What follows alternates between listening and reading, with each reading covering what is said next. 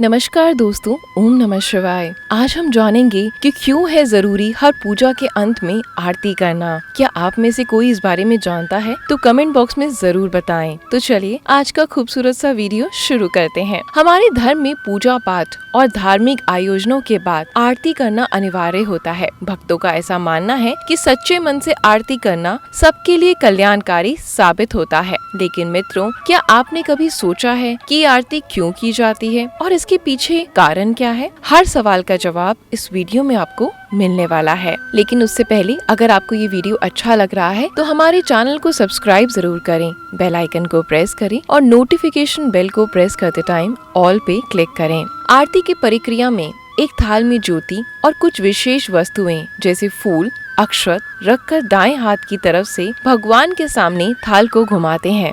थाल में रखी हर एक चीज भगवान को अर्पित होती है और इन सभी विशेष चीजों का अपना एक अलग महत्व भी होता है।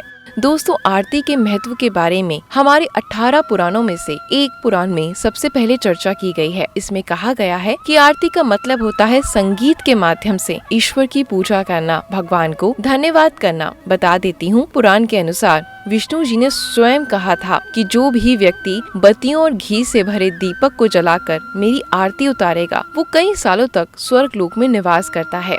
आरती के लिए आटे का दीपक बहुत ही शुभ बताया जाता है। वहीं पुराण में भगवान विष्णु ने ये भी कहा है कि जो व्यक्ति मेरे आगे हो रही आरती के दर्शन करेगा वो आखिरी में परम पद की प्राप्ति करेगा। इसके साथ ही जो मेरे आगे पूरी श्रद्धा से कपूर की आरती करेगा वो अनंत में प्रवेश करेगा। मित्रों, आरती के समय अलग अलग देवताओं की स्तुति के लिए अलग अलग वाद्य यंत्रों को बजाकर गायन करने से देवी देवता शीघ्र प्रसन्न होते हैं और सदैव उनकी कृपा हम पर बनी रहती है। ऐसा कई धर्म शास्त्रों में वर्णित है। मित्रों, मैं आपको बता देती हूँ कि आरती करना ही नहीं बल्कि उसे सही ढंग से जानना भी बहुत ज्यादा जरूरी है। और दोस्तों, अगर आप आरती करने का सही ढंग नहीं जानते तो आज मैं आपको बताऊंगी। सबसे पहले थाली को भगवान के चरणों की तरफ 4 बार घुमाएं। उसके बाद उनकी नाभि की तरफ 2 बार और फिर मुंह की तरफ ले जाकर 1 बार घुमाएं।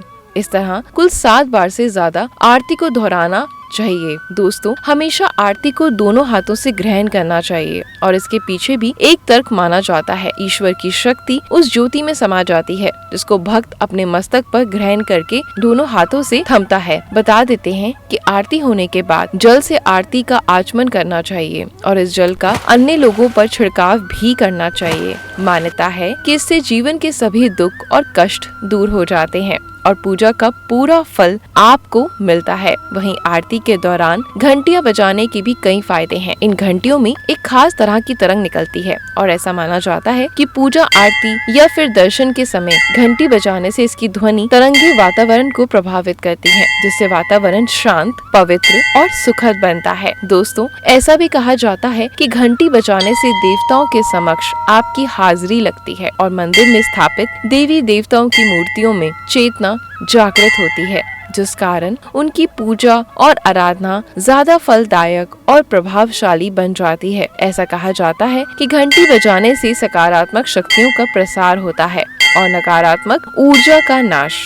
आरती के धार्मिक महत्व होने के साथ साथ इसके कुछ वैज्ञानिक महत्व भी हैं। आरती की थाली में जहाँ रुई, घी, कपूर, फूल और चंदन रखा जाता है, इनमें रुई को सबसे साफ और शुद्ध माना गया है क्योंकि इसमें कोई मिलावट नहीं होती। वैसे ही चंदन, कपूर भी शुद्ध पदार्थों में आते हैं और इसी तरह दूध से बना घी भी शुद्ध होता है। मित्रों, मैं आपको बता देती हूँ कि जैसे ही रुई घी में डुबोकर दिए में जलाई जाती है, आसपास का हमारा वातावरण सकारात्मक शक्तियों से भर जाता है और सारी नकारात्मक ऊर्जाएं खत्म हो जाती हैं। विज्ञान का भी यही कहना है। इससे हमारे पूरे शरीर का तंत्र सक्रिय रहता है, हमें ऊर्जा मिलती है और रक्त संचार संतुलित होता है, व्यक्ति खुशमय रहता है। तो दोस्तों, आज आपने जाना कि आरती का क्या है महत्व। अगर आपको ये वीडियो अच्छी लगी हो तो उसको आगे शेयर जरूर करें। मैं मिलती हूँ आपसे कल कुछ नई चीजों के साथ। धन्यवाद। ओम नमः शिवाय।